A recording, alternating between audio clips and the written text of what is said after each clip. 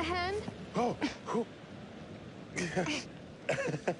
Aaron, holy shit. You're okay. Aaron, I'm so glad you're okay. Give me a hand. You're fine. Where's Kate? Jamie? Have you seen them? Do you know where they are? We got separated in the woods. I was too scared to stop and look. I'm sorry. It's okay. It's gonna be okay, Aaron. They'll get here. I found a way inside. Come on.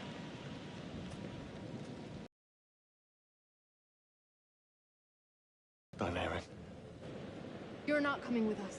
What? Are you? I heard your call with Dumet. You set this all up. You set us up to die. Aaron, you are out of your mind. I would never... You know you can trust me. 70% of murderers kill somebody they know. Somebody who trusts them. It's 79%. But I am not a murderer. We're dead in the water. And I can't think of a bigger sell than a dock crew recording their own murders while on assignment. Do you hear what you're saying? That is insane. You're in shock and you're not thinking straight. I would never... Mark, we need to tie him up until help gets here. He'll either stab us in the back or get Dumet to do it. Erin, I would... Quiet! Aaron, whoa. I've worked with Charlie for a long time. He's a selfish control freak who'd fuck any of us over if he had to, but he's not a murderer. I know what I heard. I believe you, but maybe that's what you were supposed to hear. Look, I'll watch him. Promise. You're both fucking mad.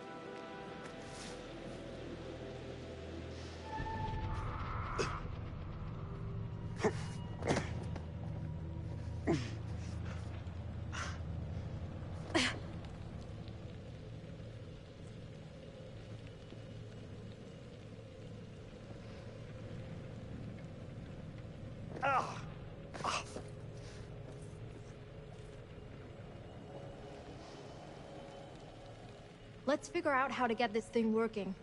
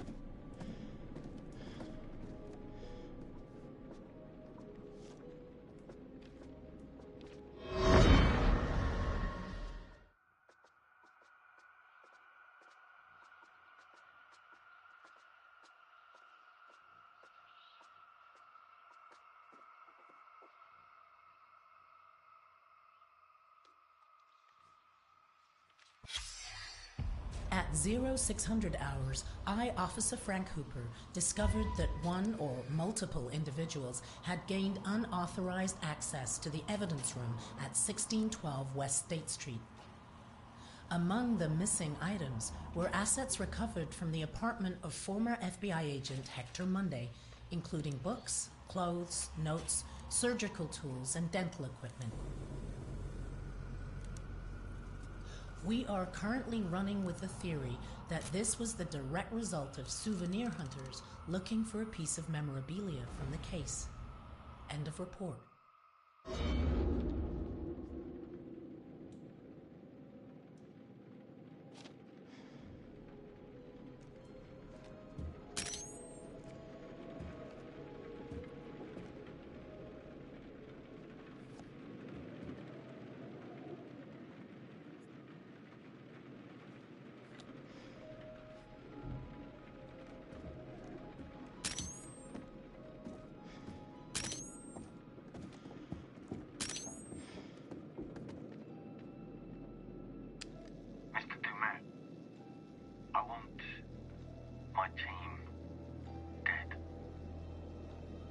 I'll get them to you. This weekend. Just do it. I never said any of that shit. I'm certainly grateful. grateful to you, Mr. Dingman. I want my team that we dead. I'll get them that this weekend. Let's do it. I'm such an idiot. I wanted this to work so much, I just accepted everything he said. It's been edited. I'm such an idiot. Jesus, I'm a sound tech and I fell for it. You're in shock. All of us are. Don't beat yourself up. So, Erin? I'm sorry, Charlie.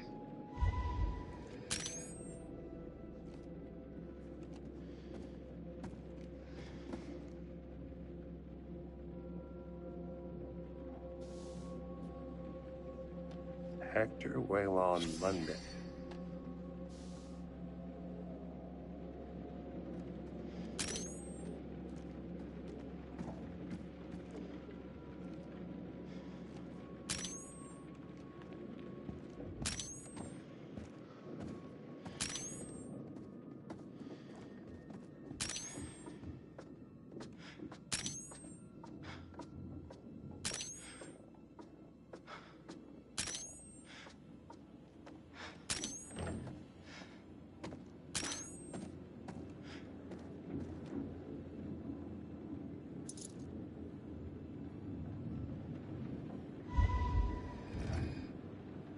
Looks like there may be another boat on the island.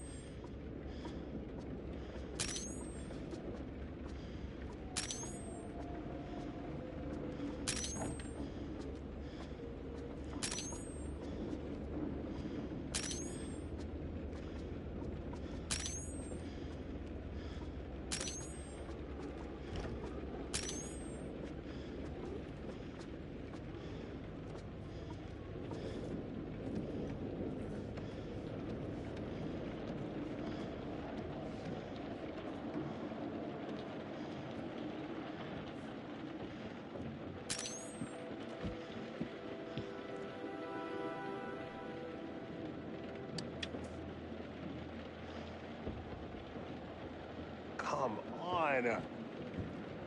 No way.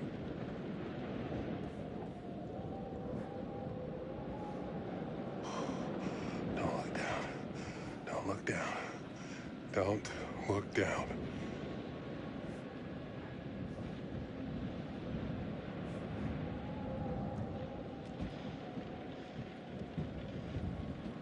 Tampering with the seal is a federal offense.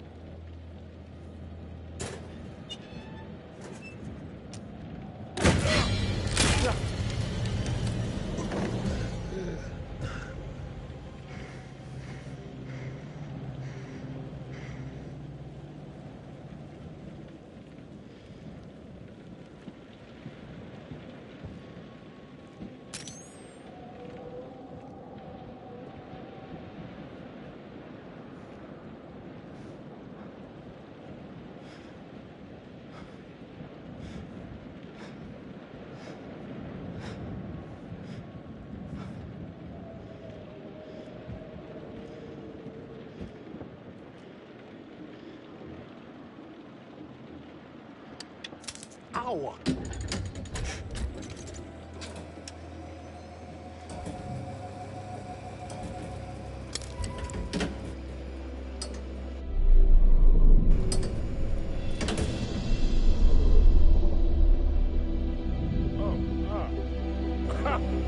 Fuck yes! Woo!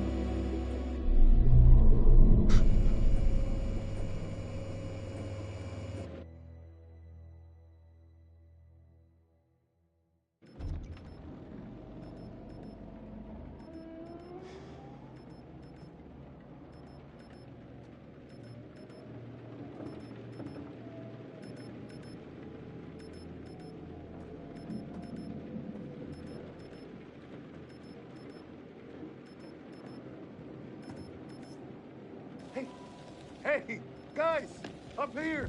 Kate, Jamie, I'm here.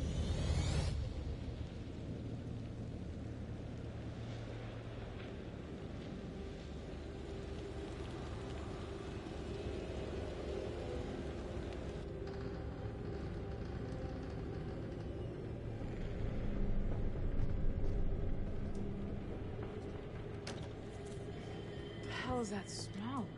Jesus. Oh. There you are. I wasn't expecting you. Are you early for a change? What the fuck is this? You're a selfish monster. Always have been. Hey. Hey. Who are you?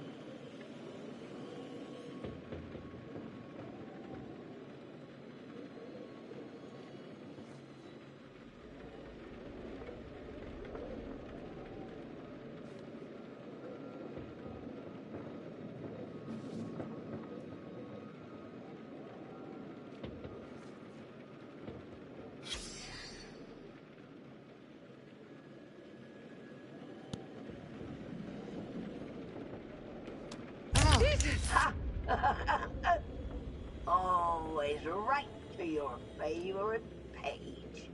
Predictable little shit. I know you.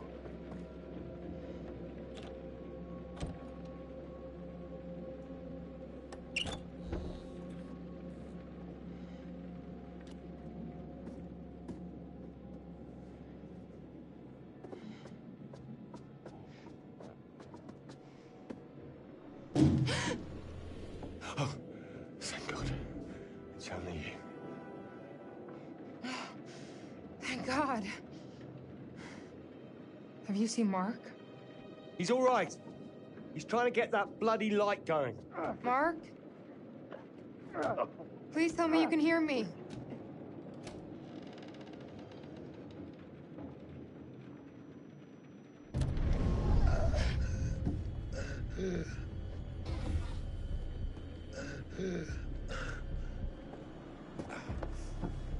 Mark!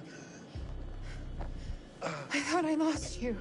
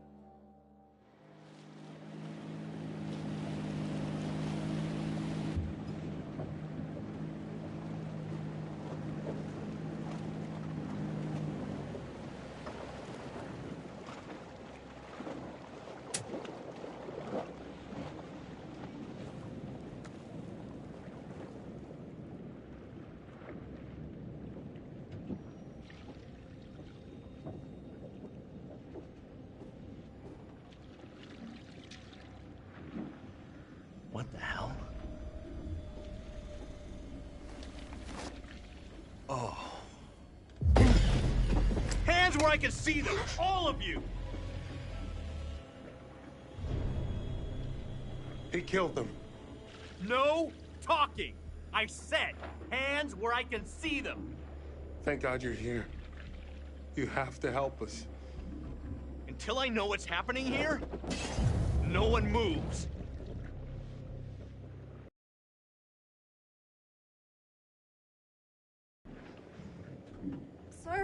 Sir, behind you! The boat! Seriously, lady?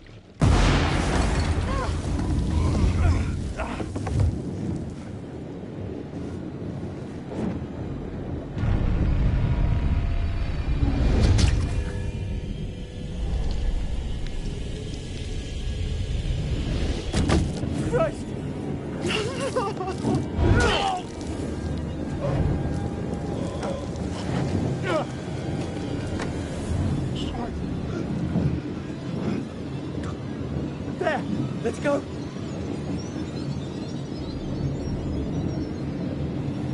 Get his gun!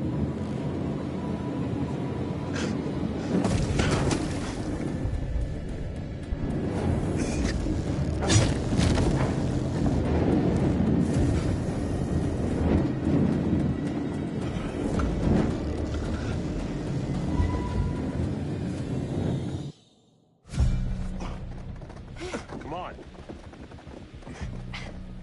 This way. This should work.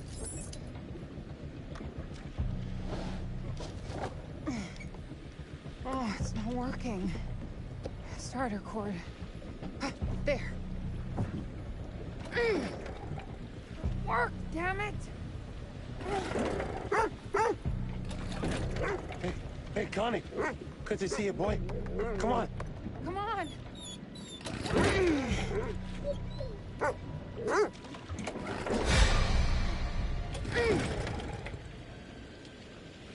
Just work! Go!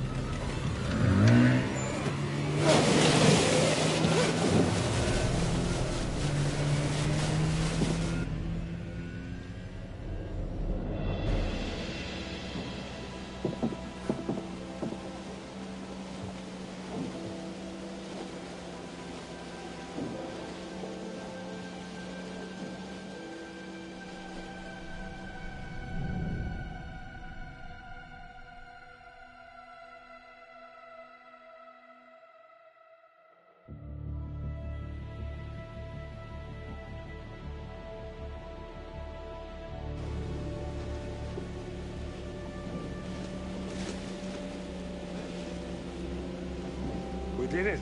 Barely. I'll take it. We have to call the police. Aim for the lights.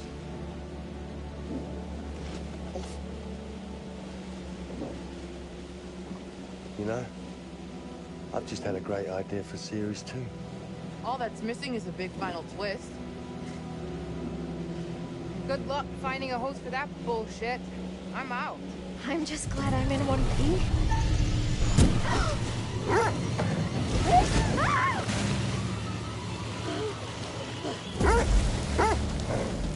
Hang on!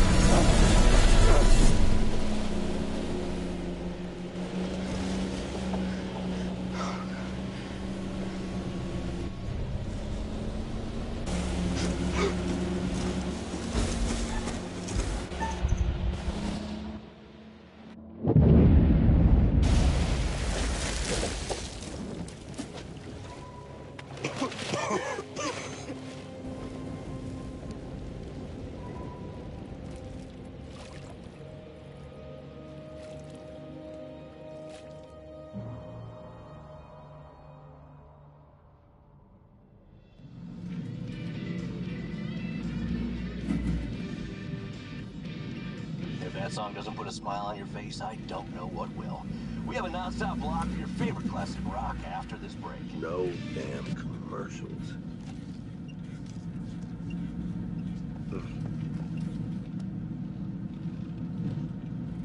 Oh, shoot. Shit!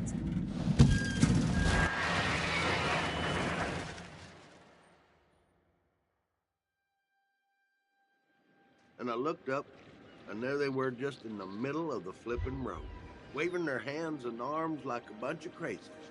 And where you coming in from? Fort Wayne. Been driving since 3 a.m. Early start. Well, I was trying to get into the port by 8. Probably not gonna make that now, am I? I'd say likely not.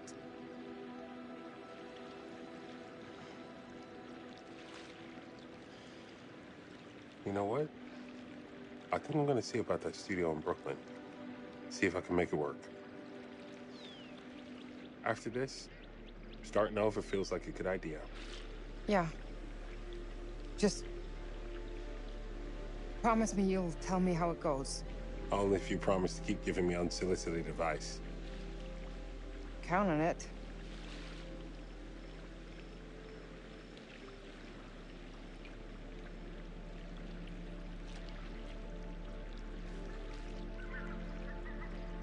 Hey. You okay? Yeah. I think so. I feel like I don't have much left to be scared of anymore. Right? No shit.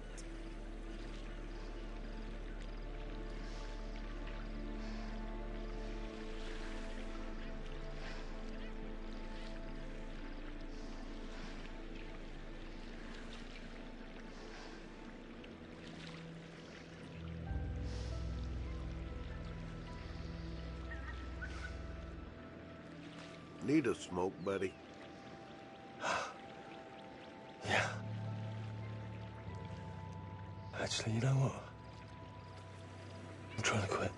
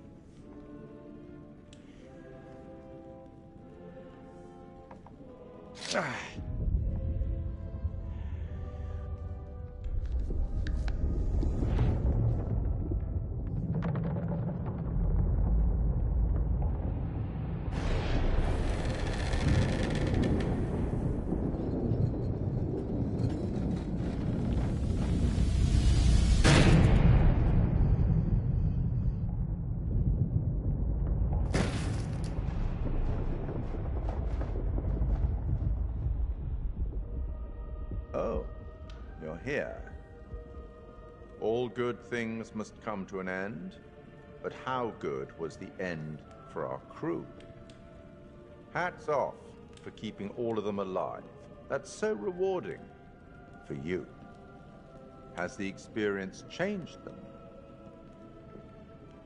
Kate had a secret. She was traumatized by something that happened a long time ago. But she faced the thing she was most afraid of in the whole world and survived. Jamie learned that she had to trust other people and work with them. Mark had to stop waiting for people to tell him what to do. He had to make his own way in the world.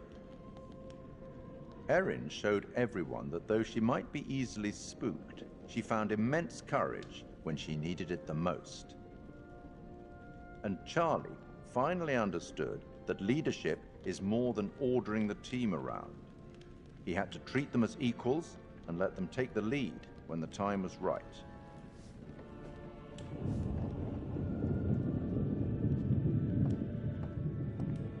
I'll tackle the paperwork in the morning.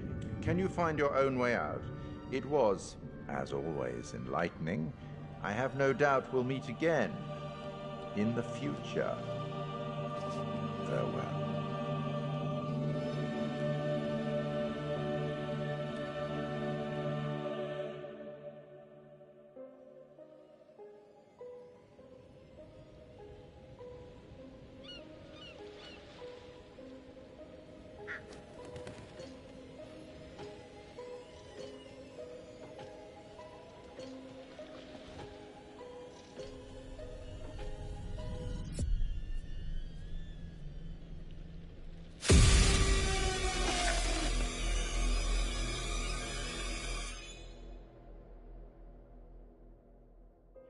The chain of events are still unclear at this point in time.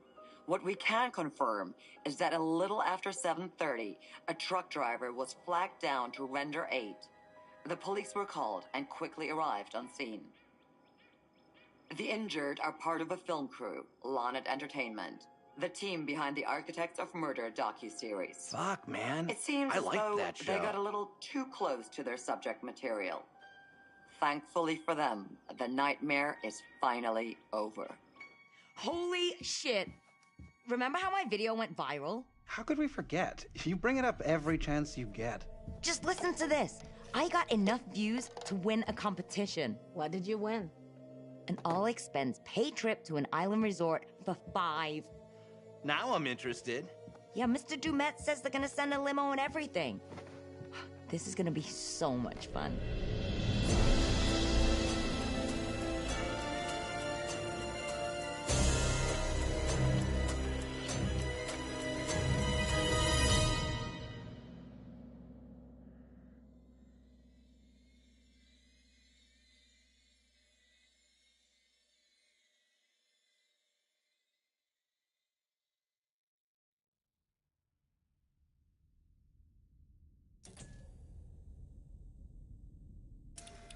Oh, death.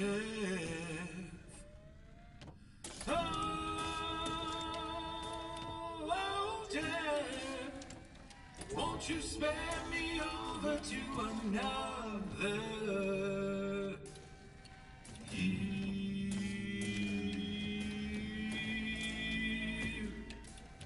Oh, what is this I cannot see with icy hands taking hold of me? If none can excel, I open the doors to heaven and hell. Yes, I have come to get your soul and leave your body and leave it cold. To drop the flesh from on your frame, the earth and worm both have their claim. I said, oh, death, oh, death, won't you spare me over to another eve? I said, oh, death, oh, death, won't you spare me over to another eve? Now death, if this is true, please give me time to reason with you. From time to time you heard and saw, so close your eyes and unlock your jaw. I'll lock your jaw so you can talk. I'll fix your feet so you can walk. And I'll dim so you can see this very hour. Now come with me, I said, oh, death, oh, death, won't you spare me over to another eve? I said, oh, death, oh, death, won't you spare me over to another eve? Now, death, please give me time to fix my heart and change my mind. Your heart is fixed, your mind is broad. I'll have your shackles to drag you down. Too late to all farewell. My dawn is fixed, I'm summoned to hell. As long as God in heaven shall dwell, my poor soul shall burn in hell. I said, oh, death, oh, death, won't you spare me over to another eve? I said, oh, death, oh, death, won't you spare me over to another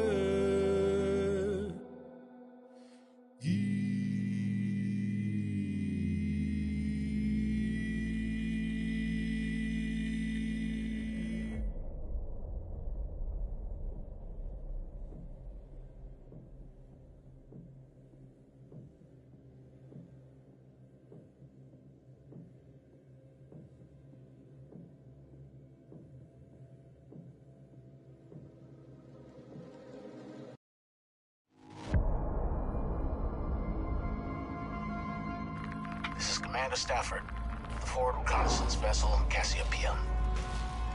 After successfully rendezvousing with a Charybdis marker, we have detached the booster ring and spirits are high as we make our final approach to Tau Ceti F. The ship has suffered a hull impact, but damage is minimal, and our technicians are restoring full functionality. This is Thomas Carter. Something's wrong with Sims. She's trying to kill me. I think...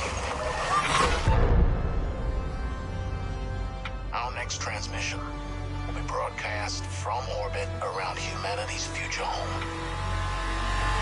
Stafford out.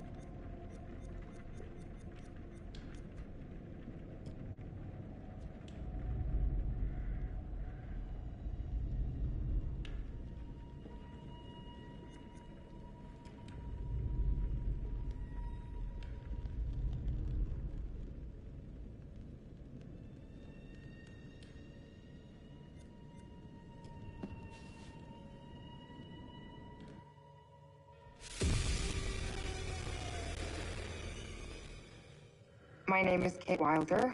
I've got a master's in criminal psychology. I'm an investigative journalist and hope to make a difference. Hey, we're here with Jessie Buckley to talk about Supermassive's brand new game in the Dark Pictures anthology, The Devil in Me. So let's start at the beginning. Tell us a bit about the character that you play. I play a character called Kate Wilder, who is a presenter who's part of this documentary team who are doing a show about the serial killer H.H. Holmes. America's first serial killer confessed to 27 murders. The number grew significantly. Nearly 200 lives. I'm a serial killer documentary watcher. Is that your jam too? Yeah, I'll watch a serial killer documentary. Right, it's really relaxing. Like, okay, cool. Yeah, it's kind of fascinating why we're all addicted to kind of those stories. We need a plan. Forget his games, traps, all that bullshit. Think about the killers we've covered. There's always a weakness. I'm not playing detective. I just want to survive. Playing detective is how we survive. So what interested you in the role of Kate? Well, to be honest, I've never played a video game in my life, and I had no idea what the hell the world was. Oh, wow. Okay. So that was firstly why I kind of was like, oh yeah, that sounds new and fun. And yeah, and then I read the script and talked to Alita, who's our director, and it just seemed like a really lovely thing to be part of and something new and fun. And I can't believe how they create this world. You know, usually I just get a script and it's like 70 to 100 pages long, but there's like 300 pages in one script. It's unbelievable. So as you kind of mentioned, the game has multiple branching paths, so your character could end up in any number of situations. What's it like to film a scene, you know, multiple times with different endings? What I found is like you can only be in whatever strand you're in at that time and figure out the emotion of it at that moment, because then you can offer up something completely different when you go into a different strand. And it's a very like immediate experience, which I guess is also what a player will feel when they're doing it as well. So I just kind of try and keep my head in where we are right there at that moment. And if I was trying to think of what was happening in the other strand, it would be a disaster. It must be really hard, yeah, because you kind of have this mapping, I suppose, in your brain of what, you know, what the outcomes could be, and then just trying to stay in that moment. It's very interesting stuff. So many things can happen to characters in the Dark Pictures anthologies. How do you make sure that Kate is always Kate, no matter what she's kind of faced with? Well, I guess before we started, we did a big read-through with everybody, so it was good to kind of get a handle on who she is in the context of the environment she's in, but also the relationships that are in the world as well. It just kind of reveals itself from the script, and I just kind of let her run free and see what That's so cool, happens to her. Yeah, I don't think anybody has continuity in themselves. I don't anyway. It must be very difficult. Yeah, really difficult. And that's it. I guess it's quite good fun to then go, okay, let's go with this and see where we end up. Well, I think also Kate lives on the knife edge of, she has a genuine obsession and curiosity about serial killers. So there's part of her that's kind of running towards it and part of her that's running away from it, you know, and all of them have come to be curious about H.H. Holmes, but also with that, you're kind of living a real life horror as you're going into this world. So, come on, Charlie. What do we know about this guy? And everybody's fantastic, like, and they're all such distinctive people, you know, and they all somehow genuinely feel like a crew, you know, like, nice, yeah. You're gonna have the kind of riffs.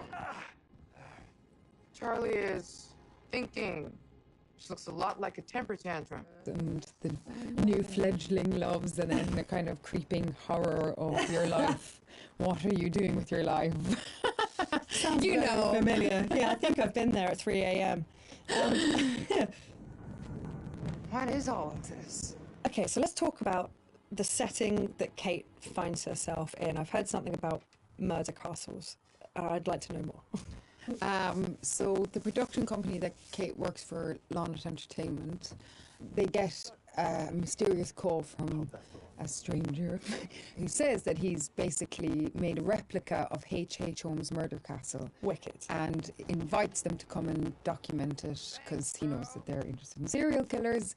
And Launit Entertainment, which is run by a character called Charlie, is kind of hard up, but only Charlie knows that. And so even though Kate is a bit kind of resistant to go because it just feels like another kind of fuddy-duddy thing, they agree to go to this island as one last kind of hurrah. It sounds like absolutely nothing awful is going to happen. It sounds like a perfect setup. You're going to have a cup of tea. Delightful. Yeah, lovely island. Very nice. Look! Years are the wine that fill the cup of time. So in the game, you've got quite a limited inventory. Which items would you take into the house if you could take anything? I'd probably take, like, I think, look, all these mad people are just in need of a hug.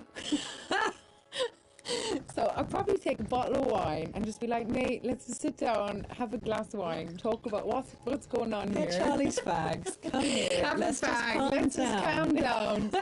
That's my weapon of choice. I'd kill him with kindness. Well, you could at least start with the wine, and if that doesn't work, you've got the bottle. So I mean, it's perfect. You're done. You're done. And if not, I could just drink it myself and have a lovely time. Some kind of belt with 3 or 4 of them attached. Off you go. It's all going to be fine. And if it's not fine, you're not going to know about it. Yeah. Done. Perfect. Good choice. Think it's okay if we pour some wine? God, please do. So you've mentioned the chase scene with the other girls. Was that fun? That genuinely was fun to be running and scared and all of that? Yeah, it's always fun. I mean, I think everything's kind of fun. So, thank God it's not something that happens regularly in your real life. So when you get to be part of something where it's super heightened and surprising and otherworldly things can happen, and you've got these 2 excellent kind of birds beside you who are like fighting off the demons, and you're genuinely scared and you're kind of doing it together, it's it's brilliant. Move your ass! Go! I've been around mocap. I've seen mocap. It fascinates me. What was that like? And more so, what's it going to be like to see your face in a video game? To wear a mocap is like, I mean, you just feel like you've got a huge nose because you've got this cycling helmet on, but then it has a huge beak at the end where there's a camera. And sometimes when they're putting it on, you can see the other actors already kind of lined up, and it's very close. It's very scary. No! You're gonna kill me! But yeah, I think it'd be super interesting. I don't know, maybe I'll look a bit better. They'll doctor me off or something. Kate's just a better version of me. Yeah, it'd be really interesting. It's going to be very cool. As far as, let's say, traditional acting versus video game acting, what were the differences? Was there a huge kind of difference between the two? I'd say the main difference is just the speed at which you work when you're making a video game. You still have the same intention, and narratively it's the same kind of experience because you're creating characters together and you're creating a world together, and our wonderful director is like interacting with us as a film director would.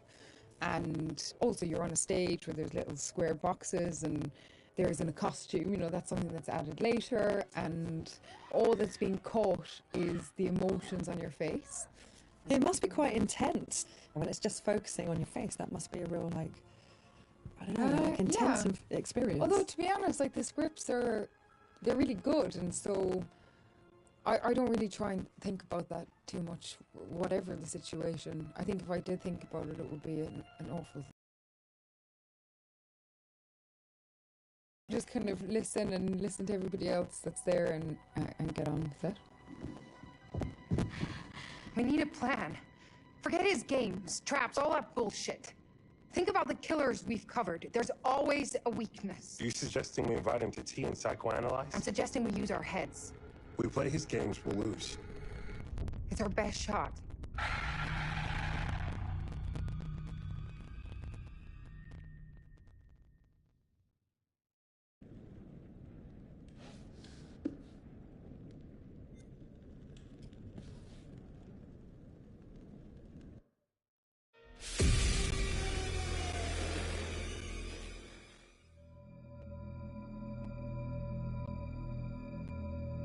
Torture chambers, secret passageways, vats of acid, and deadly vaults.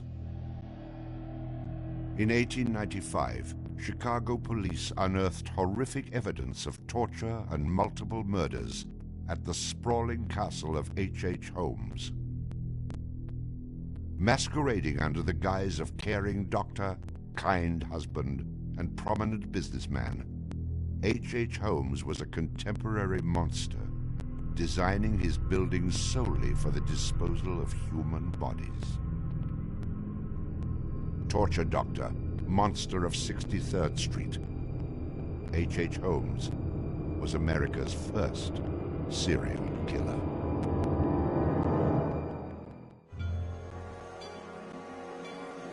Just south of Chicago, the suburb of Englewood was thriving with commerce. The train station itself had 9 leading lines of railway and over 100 trains stopping there every day. No other suburb of Chicago had this luxury. Dr. Henry Howard Holmes. Pleasure to meet you. Arriving in Chicago, Holmes finds work immediately at the E.S. Holton drugstore, located at the southeast corner of 63rd and Wallace in Englewood. Several months later, Everett Holton dies of supposed natural causes. Then Claire Holton, his wife, disappears after selling the drugstore to Holmes. Owning the drugstore, Holmes had a steady flow of cash. He would often purchase and resell goods and properties under his numerous aliases. In addition to scamming creditors, Holmes obtained his funds from other phony inventions, such as a mineral water elixir, which in reality was obtained from the city's water supply. 1888, Holmes secures a lease on the vacant property across the street from the drugstore, the southwest corner of 63rd and Wallace. It is here that Holmes will make his horrific dreams come true. He will construct a building for which the entire world will remember him. Fantasies start very young. And so what he did then was he took a step furtherance of his fantasies to make it reality. And probably, if we had done a little bit of investigation back then, we would have seen things like his plans, but not just plans for a building, because we'd expect to see architectural plans, but plans for his torture rooms. For the suburb of Englewood, the building Holmes is erecting at 63rd and Wallace is a massive construction project. Day after day, passers-by stop to gaze at the spectacle of the many laborers working together to create a magnificent new edifice in their neighborhood. Englewood residents were so impressed with the massive building that they named it the Castle. From its outward appearance, it seemed rather normal. But like the duality of Holmes, the exterior and interior of the building were extremely different. Holmes himself was the architect of the building. He was the only one who knew its design. There was this constant turnover of workers on the building. He would hire a mason to put in a wall and then fire the guy, or hire somebody to put in part of a staircase and then fire him. And there seemed to be several very sinister reasons behind that. One was he managed not to pay a lot of these people because he was always claiming that they were doing incompetent work. But the other, much more insidious reason was that no one except him really had a clear idea of what the structure of the interior of the house was. He had a huge bank vault installed in one of the rooms. And the way he did it was he put the vault in first while the building was under construction, and then built the room around it. And he bought this thing on credit and then refused to pay for it. The bank company said they were going to repossess the vault. Holmes said, well, come on in and do, but if you damage my building in any way, I'm going to sue you for everything you're worth. The bottom floor of the castle housed a pharmacy, jewelry store, barber shop, restaurant, and a blacksmith shop. Behind this innocent facade was a Gothic house of horrors designed by the mind of a monster.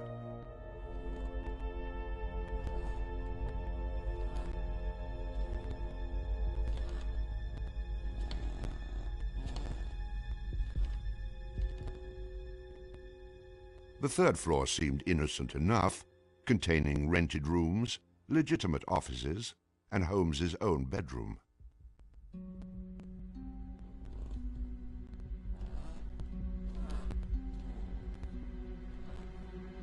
But it was the second floor that contained 35 rooms.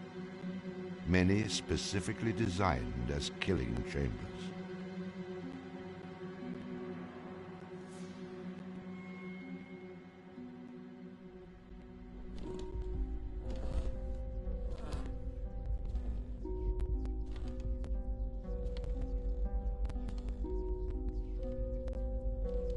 Disorienting unsuspecting victims, the labyrinthian construction contained numerous staircases and doorways that led nowhere.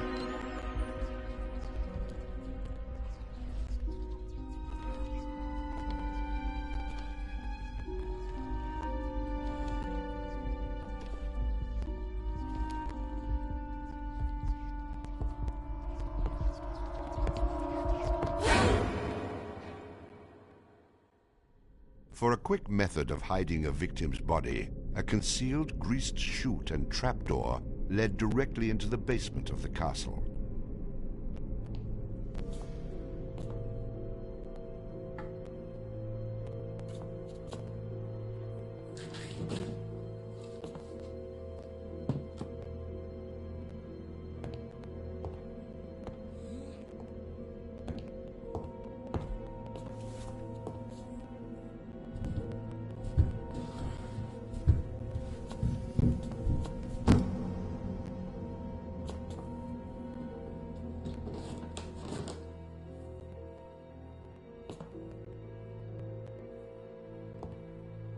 The basement held the most terrifying rooms, resembling a medieval torture dungeon.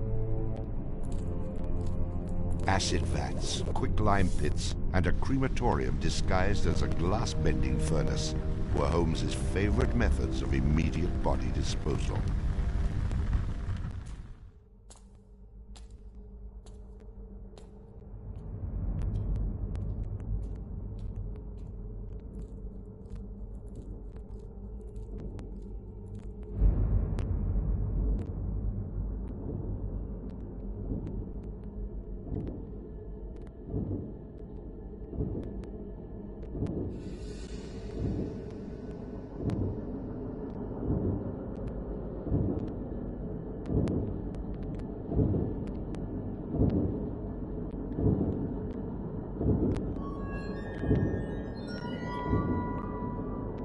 After cleaning and mounting their bones, Holmes would profit from his victims by selling their skeletons to local medical schools and universities. Holmes would make a killing in Chicago, financially and literally.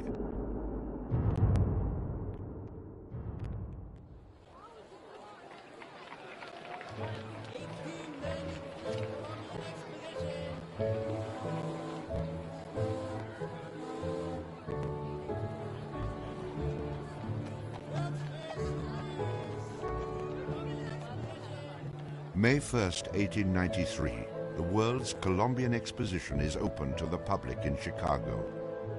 Spanning 600 acres, sprawled out along beautiful Lake Michigan, the magnificent fair is a monumental sight to behold. Over 20 million people from around the world would attend the dazzling World's Fair between May 1st and October 30th, 1893.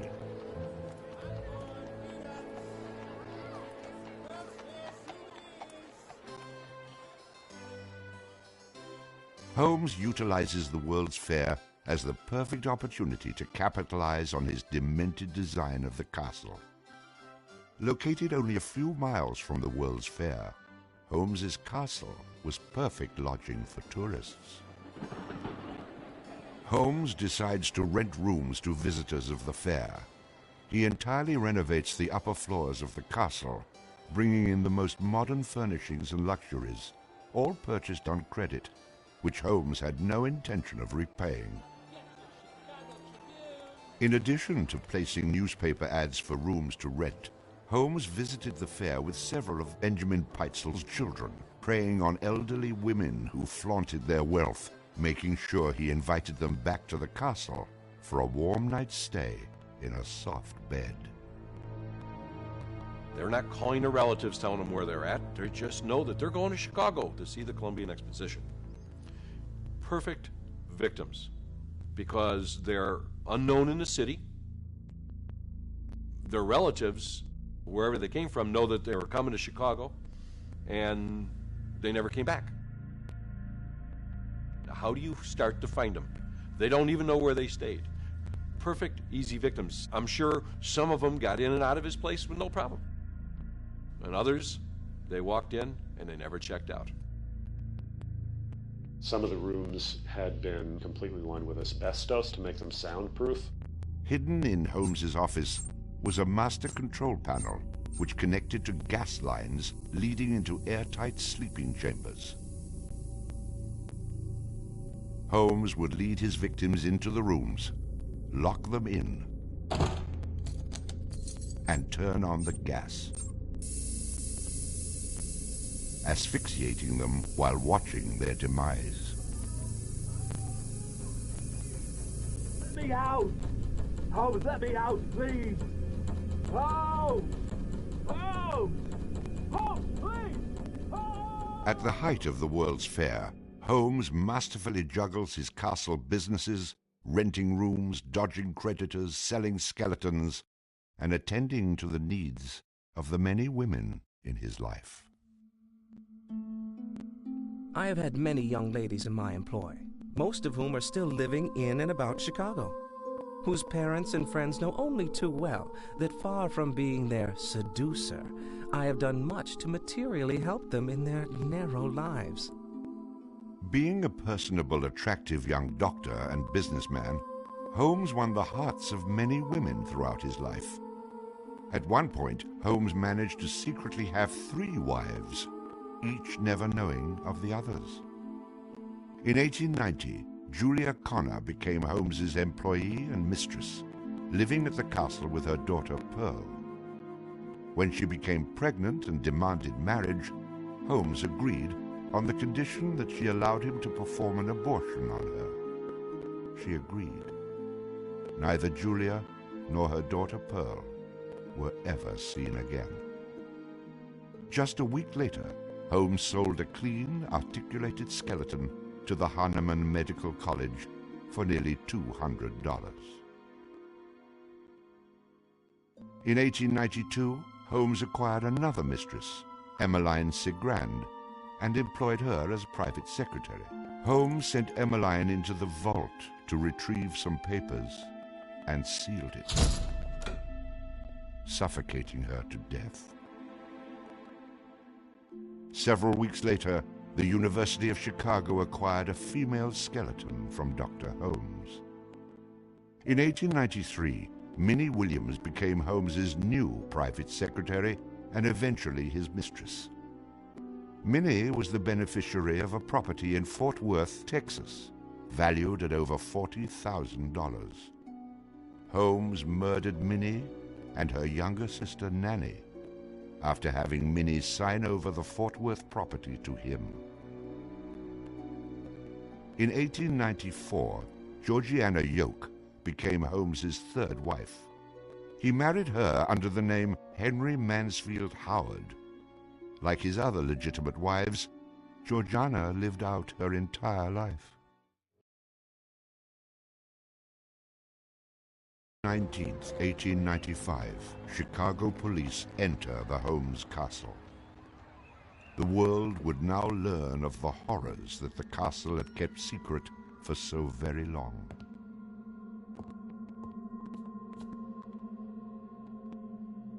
As disoriented detectives and police searched the upper floors of the castle, the true depths of Holmes's evil were waiting in the basement.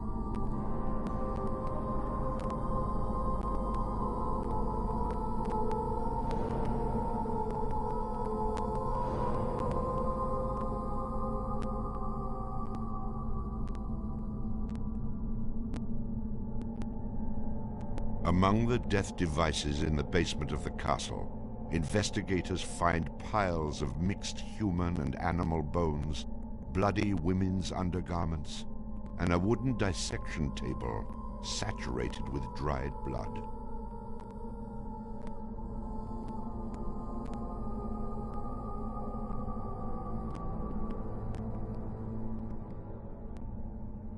Chicago police were inundated with names of people reported missing from the World's Fair.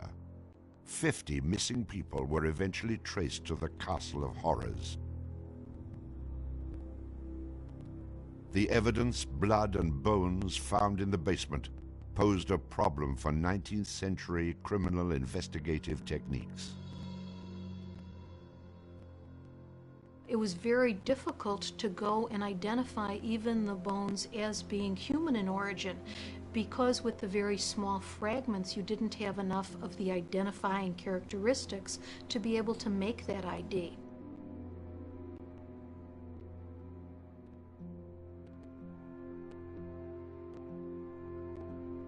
The world is now calling Holmes the monster of 63rd Street, torture doctor, and the modern Bluebeard. Overnight, Holmes transforms from arch-swindler to arch-fiend. A Chicago journalist calls Holmes a multi-murderer. The Holmes case generated this incredible amount of national attention and really international attention. Really in his own time and in America, Holmes was much more notorious and more widely known than Jack the Ripper, who was a contemporary of his. Then as now, people were very, very fascinated to sort of visit the sites of these terrible crimes. And his castle became a kind of tourist site. And there were various people who were wanted to take it over and turn it into a kind of murder museum. And then, just before some impresario was about to make it again into this tourist attraction, it burnt down. Somebody burnt it down. I mean, it could have been, who knows, some outraged citizen who didn't want this to become some very morbid tourist attraction.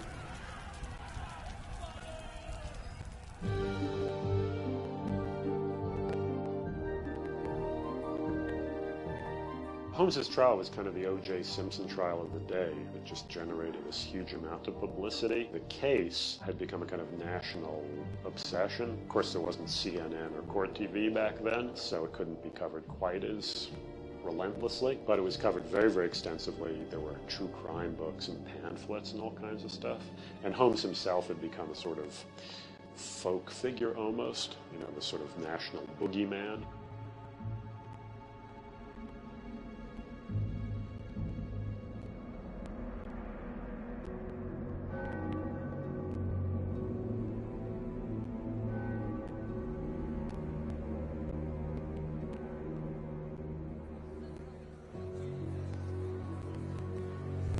The courtroom fills for the final verdict to be read. Holmes becomes extremely nervous when not one of the jury members looks at him. In his entire criminal career, this is the moment Holmes never believed would occur.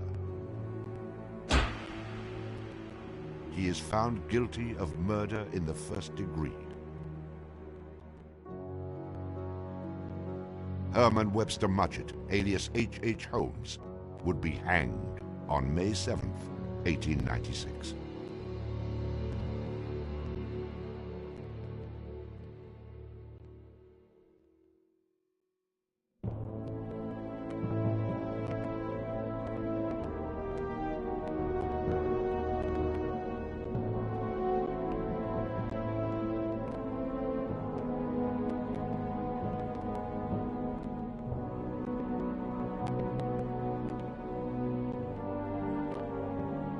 While Holmes was in jail, awaiting the execution of the sentence, he was made an offer by William Randolph Hearst, supposedly for a significant amount of money, to provide his confessions. Holmes, who had already issued at a half a dozen completely self-contradictory versions of his crimes, clearly at this point felt he had nothing to lose. He was going to die anyway.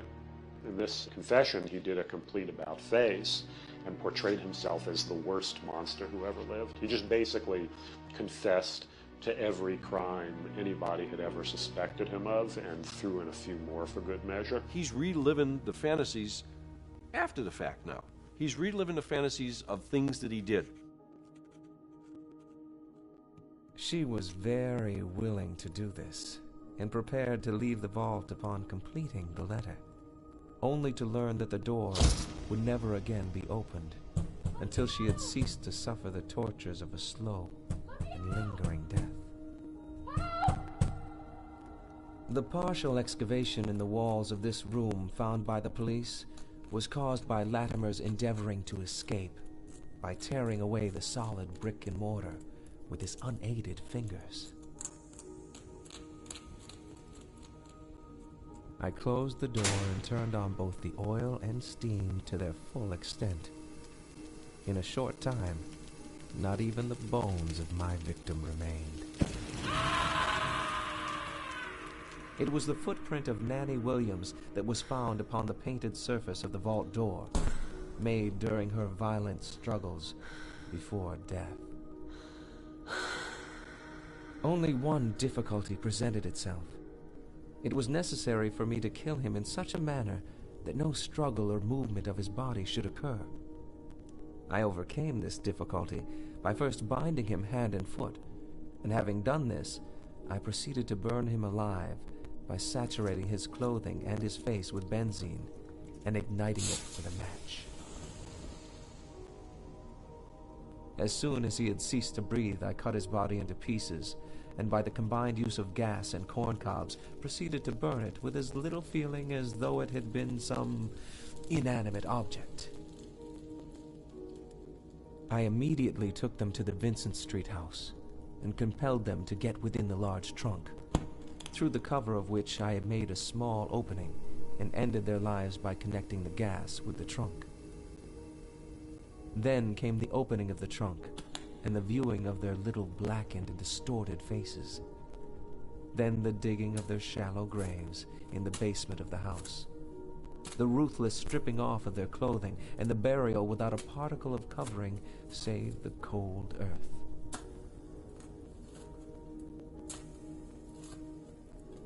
I am convinced that since my imprisonment, I have changed woefully and gruesomely from what I was formerly in feature and figure. My features are assuming a pronounced satanical cast. My head and face are gradually assuming an elongated shape. I believe fully that I am growing to resemble the devil.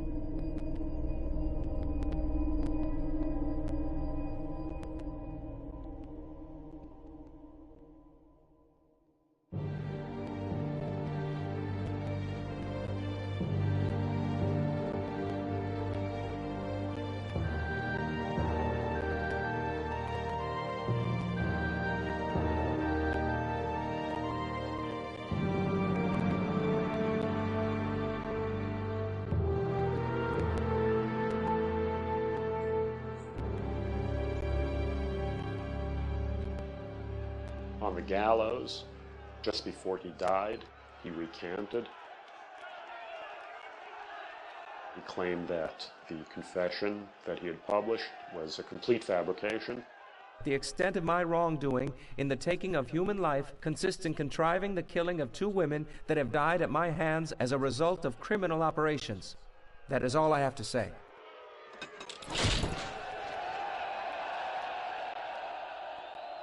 H. Holmes is hanged on Thursday, May 7th, 1896, just 9 days before his 35th birthday. At 10:25 a.m., he is pronounced dead. He was very concerned that after his execution, his body would be dug up either by medical men seeking to dissect his brain and find out what made him tick, or just ghoulish sort of, souvenir hunters. And he requested that he be buried within a big slab of concrete, which he actually was. One of the things about Holmes is that nobody knows for sure how many people he actually killed. Although in my researches, which were pretty, I feel, thorough and extensive, it seemed very clear to me that he murdered at least 9 people. There have been stories that he killed 50, 100, countless people, particularly in Chicago at the height of the World's Fair.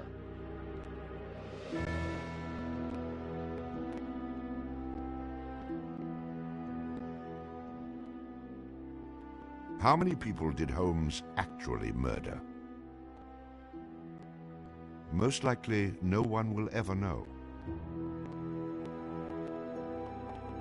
Holmes and the many other people that came in contact with him are long gone, having taken the answers with them to their graves. I was born with the devil in me. I could not help the fact that I was a murderer no more than the poet can help the inspiration to sing. I was born with the evil one standing as my sponsor beside the bed where I was ushered into the world. And he has been with me since.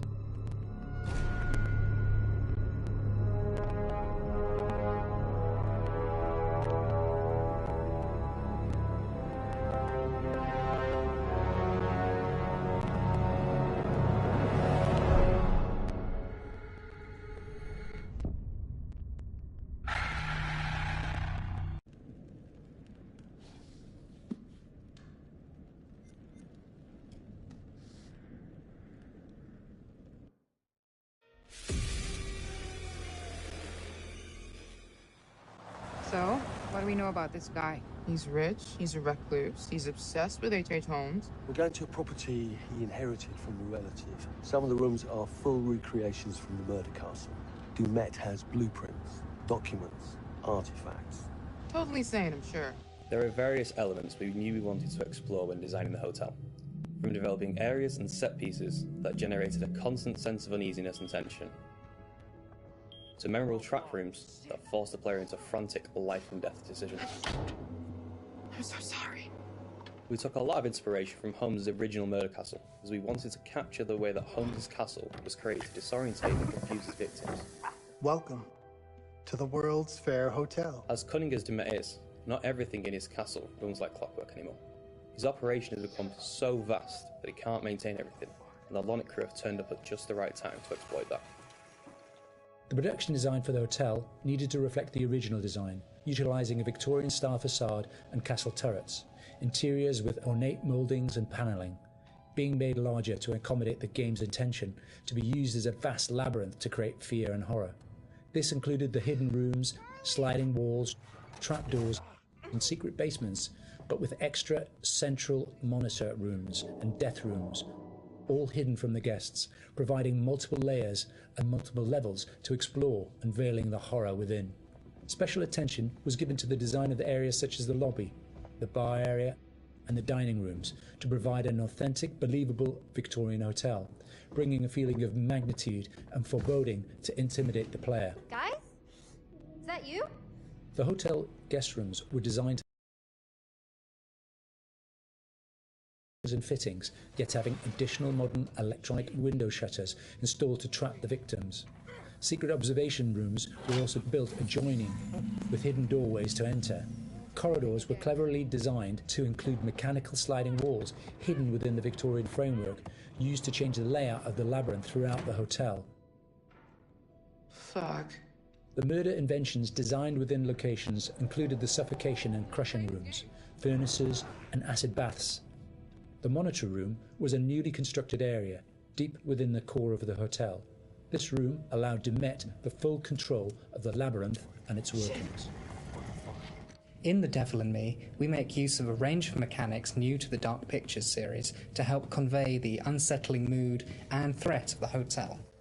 With an expanded focus on exploration, the player spends a lot of the time exploring the hotel's labyrinthian corridors, and as each character revisits a shared area, the feel of it changes. Each character has their own unique light source. Erin and Jamie, as the practical sound and lighting techs, have fairly straightforward torches, with Erin's directional microphone providing an additional small light when in use. Mark, the camera operator, has his camera flash, lifting the darkness in short bursts and providing mini jump scares as the player suddenly sees something out of the gloom. Kate lights her way around with her makeup mirror, providing a small amount of light to fumble through the corridors. And then Charlie's sole light source is his own cigarette lighter, casting the hotel in its flickering orange light and barely really lighting anything at all.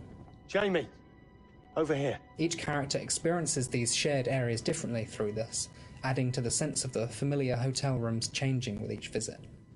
It's amazing. The Allen Hotel was originally built in the 1890s. It was converted into a spa later on until it was abandoned and finally chosen by Dumet for his murder playground. Some parts had been restored, like the rooms the characters stay in and the lush lobby and bar areas on the first floor. We work closely with concept art and art direction to create distinct color palettes and ornate assets that made those areas more inviting while still leaving something unsettling about their imperfections. But elsewhere, we could show the hotel and spa's original treatment rooms and the indoor pool which had fallen into disrepair and other thematically different places. Our second challenge was getting into Dumet's head. We knew that he was supposed to be a very meticulous man. He's the sole architect of this place and proud of his creations. Some rooms are deliberately left in disrepair. We created them with the base layers showing, and we scattered building equipment around to tell the narrative that Dumet still has plans for them. Others he had completely purpose-built. That's where we used the mix of old brick and breeze block materials next to each other to create contrast. And on top of that, there are traps everywhere.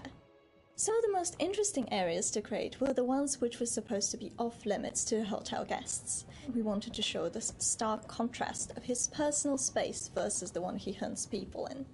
The team went as far to even design Dumet's handwriting, and we used that on boards and documents to show more of his personality.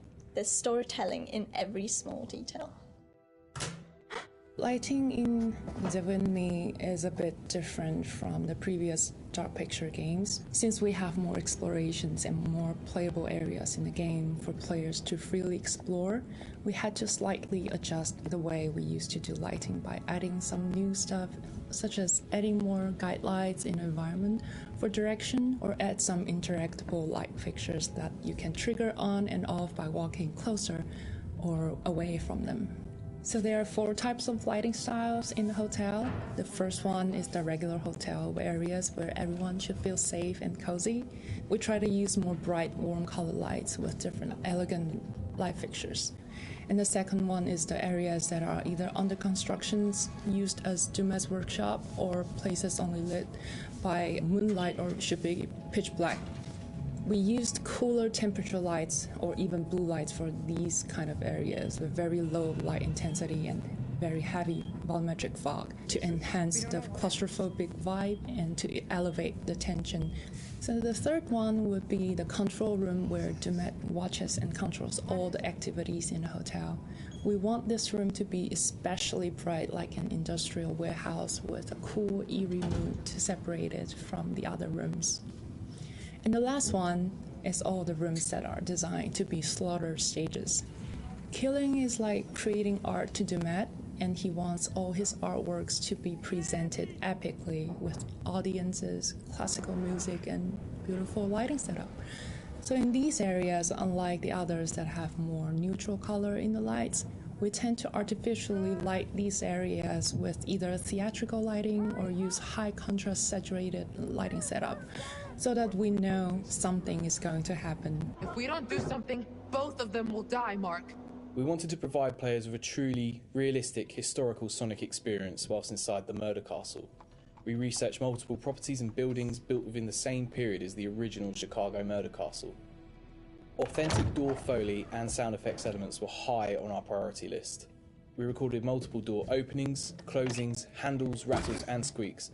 Throughout pre-production, we'd seen all the variations of emotion characters would be displaying when using the doors, ranging from calmness through to blind panic and incensed rage. All these emotions could be channeled into the performance we recorded. Another element of the soundscape we went into considerable detail recording was floorboard and stair creaks. Virtually every step we took provided us with a distinctive and unique sound. We recorded these creaks in 3 states: running, walking, and walking slow. To further add to this, as the characters climb higher inside the immense murder castle, the recreaks will become more frequent as you enter unfinished rooms, exposed walkways, and the structural integrity of the hotel becomes more dangerous and unstable. In terms of the music, we chose various 19th century pieces of classical music and opera to accompany the murder scenes. These would have been the pop music tracks around the time of H.H. Holmes, providing a cognitive link between past and present. Classical music and opera accompanies a lot of the murder scenes, often playing through a gramophone or a tannoy, which is then fed back through our bespoke impulse responses to allow the music to naturally echo throughout the cellars and corridors of the space. What is this? We took a similar approach as well with the abstract sound design, including nods to classic horror films with really discordant, unnerving piano impacts and bowed metal interspersed with electromagnetic recordings, synths and ultra-modern distortion to provide that juxtaposition and that link through time between the historical setting and the modern-day story. Designing the hotel as a play space presented different challenges than previous Dark Pictures games. We've gone from quite open environments in House of Ashes and Little Hope to a more enclosed one with the hotel. The ability to revisit previous environments at different points in the story, with different layouts and different emotional states, meant that we had to collaborate very closely with each other to make sure we designed each area to cater for every requirement. We had to think how a lit corridor would feel if multiple characters roaming around it, versus the same corridor drenched in darkness with just a singular player character. Empty hotels are inherently eerie, and it allowed us to play with the idea of liminal space to try and create a murder castle that felt uncanny. It's something that felt truly unique.